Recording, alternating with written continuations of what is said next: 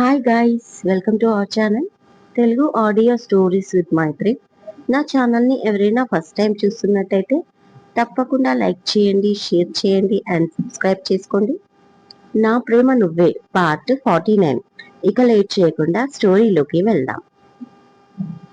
ఇప్పుడు ఎలా ఉంది అని అడిగాడు ప్రకాష్ సుమంత్ని. పర్లేదు అని సైగ చేస్తూ అన్నాడు. అతని 2 పెదాలు చిట్లి వాచిపోయి మాట్లాడడానికి ఇబ్బందిగా ఉంది. ఈ మెడిసిన్ ఇచ్చి ఆయింట్మెంట్ అప్లై చెయ్యక్క అంటూ చెప్పి వెళ్ళిపోయాడు ప్రకాష్. అతను వెళ్ళడమే వివేక్, వంశీ, విశాల్, విహార్, వినయ్లు రూమ్ లోకి దూసుకొచ్చారు. What happen bro? ఎలా జరిగింది? మాకు మార్నింగే తెలిసింది. నువ్వు వాళ్ళని ఏమైనా అన్నావా? వాళ్ళని నువ్వు గుర్తుపడతావా?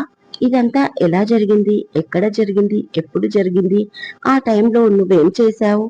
అంటూ ప్రశ్నల వర్షం కురిపిస్తున్నారు. వాడికి మాట్లాడే ఛాన్స్ లేదని రమణి చెప్పడం మొదలుపెట్టింది సోది. పక్కనే ఉన్న సుధాకర్ రమణికి తానాకి తందానా అంటున్నాడు. అమ్మా, నాన్న వెళ్ళిపోయాడు, ఒక్కసారి కోతిని చూద్దామా అంటుంది పూజ. కోతి ఎవరే? ఆశ్చర్యంగా అడిగింది సువర్ణ. రమణి అత్త కొడుకు మూతి వాచిపోయి కోతిలా కనిపించాడు నిన్న నైట్. ఇప్పుడు ఎలా ఉన్నాడో నవ్వుతూ అంది పూజ. నీకెందుకే అంత సంతోషం అంటుంది కబోర్డ్లో బట్టలు సర్దుతూ సువర్ణ. మరి నా కాక ఎవరికి? దామ్మా, కోతిని చూద్దాం అని చెయ్యి పట్టుకుని రమణి రూమ్ లోకి తీసుకువస్తుంది. వదిన, ఏం చేస్తున్నావు? సుమంత్ టిఫిన్ చేశాడా? టాబ్లెట్లు వేసుకున్నాడా అంటూ లోపలికి వస్తుంది సువర్ణ. ఆమె వెనకాల పూజ నక్కి నక్కి చూస్తూ. రానా ఉన్నాడు రూమ్ ఎంట్రన్స్ దగ్గర. ఏదో మాట్లాడుతున్నాడు రమణి సుధాకర్తో. ఇప్పుడే తిన్నాడు వదిన. తమ్ముడు మెడిసిన్స్ చూపించి వెళ్ళాడు, అవి వేసుకున్నాడు అంటుంది రమణి. వివేక్, విహార్, వంశీ, వినయ్లు సుమంత్కి అటుపక్క ఇద్దరు, ఇటుపక్క ఇద్దరు కూర్చొని పరామర్శిస్తున్నారు. సుమంత్ బెడ్ పక్కన విండో దగ్గర కూర్చొని విశాల్ ఫోన్ చూస్తున్నాడు. బాధతో వాళ్ళు అడిగిన దానికి సుమంత్ ఏదో చెప్తుంటే, నువ్వు మాట్లాడకు బ్రో, నువ్వు మాట్లాడకు. మొత్తం 5 ఉన్నారంటన్నయ్య. Top to bottom black dress లో, ఫేస్ కి మాస్కులు పెట్టుకొని. టూ మచ్ కదా అన్నాడు వివేక్ ఇన్నోసెంట్ గా ఫేస్ కొట్టి. పైగా అందరూ కొట్టిన తర్వాత చివరివాడు ముందు సీట్లో కూర్చొని సెల్ఫీ కూడా తీసుకున్నాడంట సుమంత్తో. యదవ అన్నాడు విహార్. ఆ మాటలు వింటుంటే సువర్ణకి సీన్ మొత్తం అర్థమవుతుంది, అలాగే పూజకి కూడా. సుమంత్ కు అటు ఇటు వివేక్, విహాన్ ఇంకా వంశీ, వినయ్లు, విండో దగ్గర విశాల్. ఒక్కసారిగా బ్లాక్ డ్రెస్ లో ఫేస్ మాస్కులతో కనిపిస్తారు పూజకి. తను అలా ఇమేజ్ చేసుకుంది. ఇక అంతే, అక్కడ ఉండలేక రమణమ్మ రూమ్ కి వచ్చి పడి పడి నవ్వుతుంది. ఏమైంది ఈ పిచ్చి పిల్ల ఇలా నవ్వుతుంది అని రమణమ్మ, నాగమణి అనుకుంటూ ఏమైంది, ఎందుకు నవ్వుతున్నావు అని అడుగుతారు. అది చెప్పాలని ట్రై చేస్తుంది పూజ, కానీ చెప్పలేక నవ్వుతూనే ఉంటుంది కడుపు పట్టుకొని. సువర్ణ వచ్చి, ఇష్ వెన్న, నవ్వకు అంటుంది. ఏమైంది, ఎందుకంత నవ్వుతుంది? లోపలికి వచ్చిన సుమతి, రాధిక, అరుణ అడుగుతారు. ఏమో వదినా అంటూ కవర్ చేస్తుంది సువర్ణ. ఏమైంది పూజ అని అడుగుతుంది రాధిక. ఊరికే అత్త, ఏదో జోక్ గుర్తుకొచ్చింది అని నవ్వుతూనే చెప్తుంది పూజ. సరే పద, మెడిసిన్స్ వేసుకోలేదు నువ్వు అని సువర్ణ అంటుంది. లేదు, వేసుకున్నా, నాన్న ఇచ్చారమ్మా అని బయటికి వస్తుంది రానా కోసం పూజ. రానా కారు దగ్గర కనిపిస్తాడు. వెంటనే పరుగున వచ్చి, బావా ఒక్క నిమిషం అంటుంది పూజ. ఎల్లో కలర్ డ్రెస్ లో ముద్దుగా కనిపిస్తున్న పూజని అలాగే చూస్తూ, ఏంటి అని అడుగుతాడు రానా. వెనక్కి తిరిగి ఒక్కసారి చూసి, మీరే కదా కొట్టించారు సుమంత్ని అని అడుగుతుంది పూజ మెల్లిగా. కాదే, ఎవరు చెప్పారు అని అడుగుతాడు సీరియస్ గా రానా. నో, నాకు తెలుసు మీరే అని. ఎందుకు అని అడుగుతుంది. తనేం చెప్తాడో వినాలని పూజ. చెప్పకముందే కొట్టించానని తెలుస్తుంది. అది ఎందుకో తెలియట్లేదా? అయినా నీకోసమని ఎందుకు అనుకుంటావు? నీ ప్లేస్ లో ఎవరున్నా ఇదే చేసేవాణ్ణి. ఏదో అత్త ముఖం చూసి ఆగిపోయాను అంటూ కారెక్కి వెళ్ళిపోతాడు రానా. కనీసం పూజకి బాయ్ కూడా చెప్పడు. ఎందుకో ఇద్దరి మధ్య దూరం పెరిగినట్లుగా అనిపిస్తుంది రానా బిహేవియర్ చూస్తే. అంతకు ముందు రోజు సింధుతో పెళ్లికి కూడా ఒప్పుకున్నాడు రానా. సుమంత్ గొడవలో పడి అది మర్చిపోయింది పూజ. అది గుర్తుకు రాగానే కన్నీళ్లు పొంగుకొచ్చాయి పూజకి. ముఖం మార్చుకొని ఇంట్లోకి వెళ్ళింది. ఆఫీస్ కి వెళ్లిన రానాకి కూడా మనసు చాలా బాధగా అనిపించింది. పూజకి తనపై నమ్మకం లేదా? కనీసం నువ్వు నాకు కావాలి, డాడీని ఒప్పించు అని అడిగినా సరిపోతుంది కదా. పిచ్చిగా ఆలోచిస్తుంది. నేను ఎంత ప్రేమించాను, అందులో తను సగం ప్రేమ చూపించినా నాపై చాలు. కానీ నన్ను నమ్మాలి. నమ్మకమే మూల కారణం ప్రేమకి. ఆ నమ్మకం లేని చోట ఏ బంధం నిలబడదు. తనకి ఇవన్నీ అర్థం కావడానికి టైం పడుతుంది. అప్పటి వరకు నేను వెయిట్ చేశాను పూజ, కానీ నిన్ను మాత్రం వదులుకోను అని తన మనసులో అనుకుని వర్కులో పడిపోతాడు రానా. పూజ గమనిస్తుంది. రానా తనని పలకరించడం మానేశాడు. చూసినా చూడనట్లుగా వెళ్ళిపోతున్నాడు.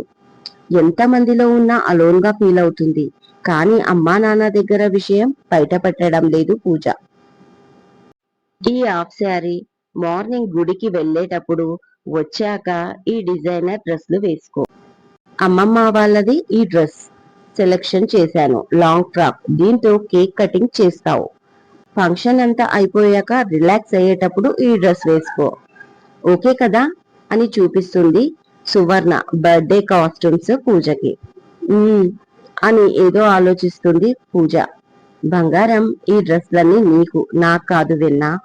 ఏవైనా నచ్చకపోతే చెప్పు, ఇప్పుడే డిజైనర్ తో చేంజ్ చేపిస్తాను అంటుంది సువర్ణ. ఓకే అమ్మా, నీకు నచ్చాయి కదా అంటుంది పూజ. నాకు నచ్చాయి మా, నీకు నచ్చాలి కదా. నీకు నచ్చినవే వేర్ చెయ్యి, బికాస్ టుమారో యువర్ బర్త్డే అంటుంది సువర్ణ. ఇట్స్ ఓకే అమ్మా. నిజం చెప్పాలి అంటే నేను ఎప్పుడు ఇంత కాస్ట్లీ డ్రెస్సెస్ వేసుకోలేదు. నాకు సెలక్షన్ కూడా అంతగా రాదు. అయినా నీ కూతురికి ఏం కావాలో నీకు తెలీదా?